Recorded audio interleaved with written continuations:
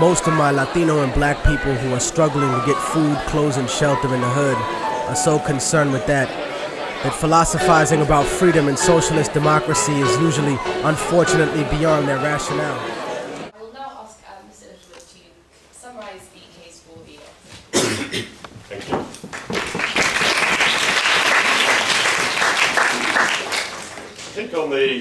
I think we've got to put a few arguments out of their misery on the other side of the house. Yeah, capitalism isn't perfect. This doesn't guarantee you eternal life. It doesn't promise that you're going to be a billionaire. It doesn't promise that you can have sex with whoever you want to have sex with. It's not about perfection. The other side of the house seem to believe that they can actually pull together some perfect model that they alone can enact. We, on our side of the house, say capitalism has allowed the people to pursue their own dreams and their own desires, and that the record will show that the human consequences of that have been fantastic, and the human disaster of practicing any other system has been quite dreadful in almost every instance. Capitalism isn't perfect. In terms of the gentleman at the back and others who've said, how do we get out of this problem since 2008? Well, bear in mind the problem wasn't just the banks. The problem was the state. It was government spending. We've allowed our government to allow us to live well beyond our means. We have wrapped up now, the state has wrapped up a debt of round about £85,000 for every man, woman in the country. We are spending money on ourselves and we are sending the bill to the next generation. That is the morality of high government, big interventionist spending. We need more capital.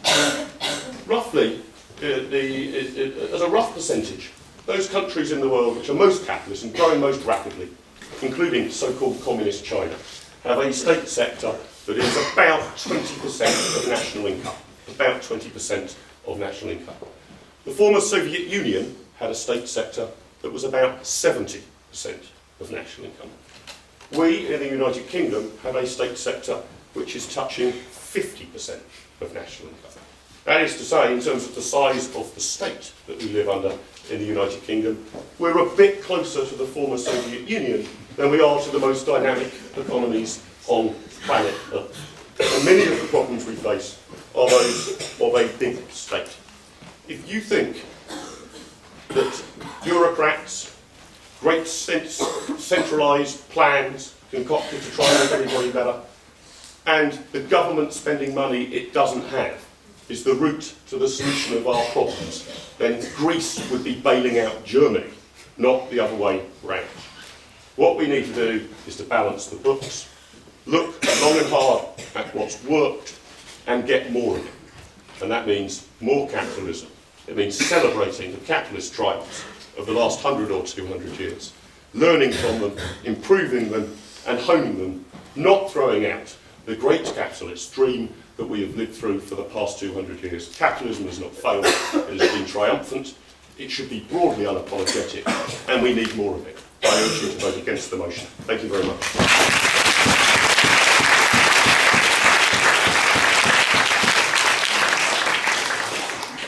Thank you very much for his speech. I'll ask Mr. Brar to close the case for the proposition and the debate.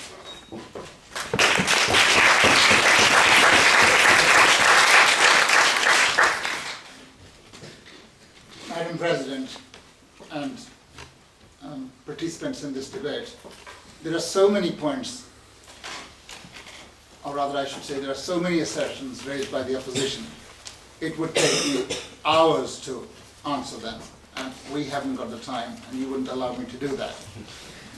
They're the kind of assertions of which it is said, one fool can make more than 100 wise men can answer. These are assertions made whereby the main issue is ignored. Let's take the last speaker who summed up. He waxed eloquent on the productivity of labor that has been achieved under capitalism. That isn't even a point of dispute between us. Historically, capitalism has brought more productivity in the first 100 years of its existence than the whole of previous humanity before. You can read in the Communist Manifesto by Marx and Engels. You're not telling us anything new. We're communists, we know that. We're not talking of the historical achievements of capitalism. In its day, feudalism had achievements to its credit. In its day, slavery system had something to its credit. Are we therefore on the basis of that trying to introduce feudalism or slavery? If that's what we are doing, we should say that. We are saying that historically capitalism has performed a great service to humanity, but it has reached a point whereby production is social, appropriation is private, and that is mucking up the system. It stands in the way of the development of the productive forces. It's clogging up the system. It's producing unemployment. It's producing war. It's producing misery. It's producing poverty. You give us some very selective figures how capitalism has reduced inequality. Capitalism hasn't reduced inequality. Look at the world around and find yourself in every single country who owns what. Take Britain, take United States of America, and you find there's 1% of the population that owns a quarter of the wealth of the country. And if you take the person with the median wage who gets £20,000 a year, if he's lucky enough, you compare them, and if you tell us that inequality has been decreased, then I think you live in a completely different world on a completely different planet, and communication is not possible because I don't understand Punjabi you speak and you don't understand the English I speak. How can we say that people come from prestigious institutes and tell us that value is all in the mind? How can you speak about production of value in trade? Trade does not produce any value. If I sell you something and you take something from me or you give in return, we are exchanging equivalent values. Or alternatively, you are able to sell your products at a higher price than the value than they cost you than me. It simply means you've cheated me and you've gained. But in between us, two of us together are no richer through trade than we would have been before we traded.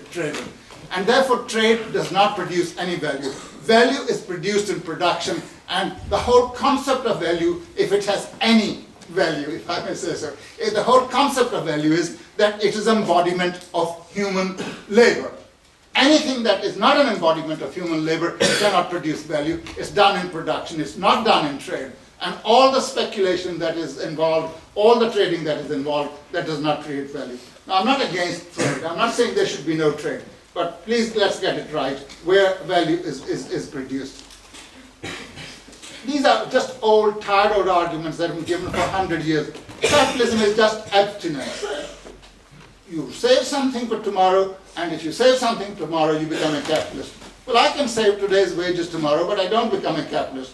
In order to become a capitalist, I must have the ability to have sufficient means of production, sufficient means of subsistence at my disposal that I can set other people to work.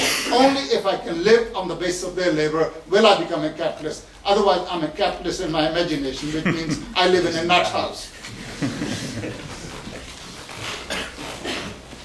We are told state is all bad. If the state is all bad, why do you appeal to the state when the banks are going bankrupt?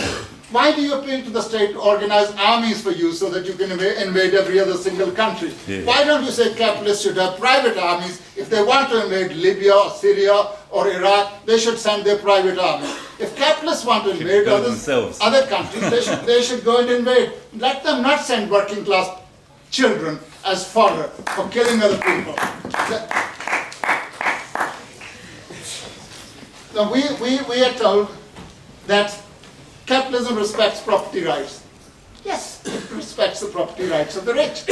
There have been property rights which have been promised over the last 60 years to people to retire at a certain age, people to get a certain amount of pension. All their rights are being taken away, so capitalism selectively respects the private rights of some, and it doesn't respect the property rights of the many. You are told you will have to work longer now, you will have to pay more, and you will get less pension. That's the respect of private property rights. These are real, tangible rights that working people have. They're being taken away. Bankers, on the other hand, sorry, you're too big to fail. Hundreds of millions of pounds and dollars and francs and euros have been brought in order to prop up the banks. The only thing that is nationalized under capitalism, our friend Mr. Littlewood had talked about nationalism. The only thing that's nationalized under capitalism is the national debt. That's what capital nationalizes. Anything that's profitable is suddenly taken out of national ownership, and that's precisely what happened. I want to deal with our friend at the back who says she has connections with Poland, whether she was born in Poland or she's from a Polish family. And how could I say that capitalism is worse than what they had? I can easily say that. I know we have differences on this side of the platform. These are differences that will be sorted out in struggle in the working class movement. They can't be sorted out in this debating hall. I have no doubt my side will come victorious against capitalists as well as friends like that. There's not a problem. To me, the best so far that humanity has produced is what existed in the old Soviet Union. Under the leadership of Lenin and Stalin, I make no bones about that. It was the best society that humanity has known so far. It was a society where there was free education. It was a society where there was care for the elderly. It was a society where there were kindergarten and creche for working people. It was a society which lived in fraternal harmony rather than fratricidal warfare. I'm sorry, either you listen to me or you just tell me to go. I mean, that's the minimum I require, that you must listen to me even if you don't like what I have to say. It was a society, actually, our friend has mentioned Ceausescu's Romania. Go to Romania today. 70% of the population want to go back to Ceausescu's regime because they've seen your freedom, whereby a few bandits, a dozen bandits in each of these countries have gobbled up the people's wealth that was created over 50, 40, 60, 70 years. That's what happened. The Russian oligarchs have gobbled up the wealth which was produced by Soviet people over a period of 70 odd years. 152 million people in the former Soviet Union and in the Eastern European former socialist countries are now living in poverty and clamor for the days that they have lost. The fools fell for these funny ideas of freedom that our friends like Littlewood and the Adam Smith Institute were propagating to them. They do not buy this anymore. Go and see old ladies who are dying in extreme poverty of the kind that they never saw even during the days of Hitlerite invasions. That's the fact of the matter. I make no apologies for saying socialism was a wonderful thing in those areas. Go to Poland now. Go to Poland now and find out, yes, 15% of the population have done very well. But what about the remaining 85%? I know a lot of Polish people in London. I talk to them. They're all, without exception, right-wing. They've been programmed to be right-wing. But when you face them with facts, then they say, yes, the system was much better. And they're living here. If you go to Poland, you find it different. It makes me sick and it makes me ill that people who were trained as engineers and doctors have come to London to work as domestic servants for middle-class ladies in London. That's what the restoration of capitalism has done to these countries. Therefore, I ask you, in the words of Karl Marx, they were true then and they are true now. And with this, I'll sit down. This is what capitalism is. Accumulation of wealth at one pole is at the same time the accumulation of misery, agony of toil, slavery, ignorance, brutality, mental degradation at the opposite pole, i.e. on the side of the class that produces its own product in the form of capital. Ladies and gentlemen, I ask you to vote for the motion.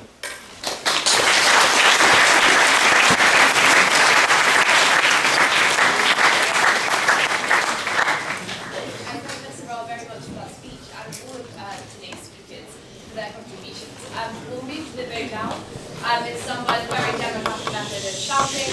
So if you support the motion, then please shout aye. If you are opposed to the motion, please shout nay. The motion before this House reads, this House believes capitalism has failed. All those in favour of the motion? Aye.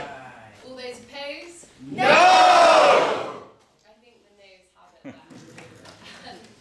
As I say, I think all of the speakers for their contribution. This ignorance exists, but it can be destroyed. Niggas talk about change and working within the system to achieve that. The problem with always being a conformist is that when you try to change the system from within, it's not you who changes the system, it's the system that will eventually change you.